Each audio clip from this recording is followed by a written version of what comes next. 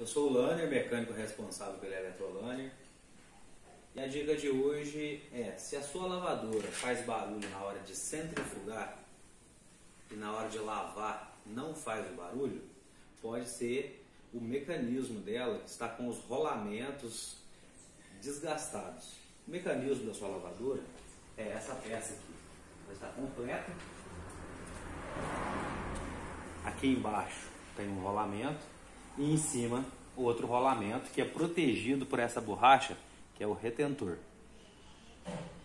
Agora, se a sua máquina está fazendo barulho na hora de lavar e na hora de centrifugar, o defeito é bem mais fácil e barato de se solucionar.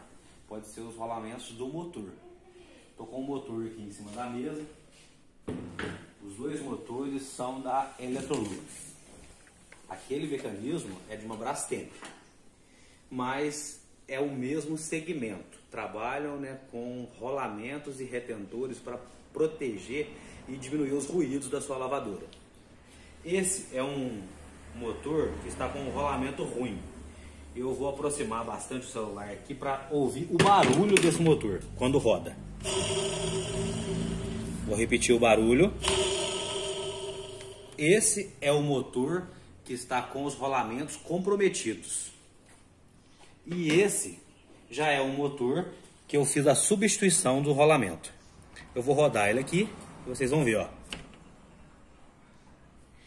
Sem ruído nenhum. Um serviço barato e simples de resolver. Ligue para nós.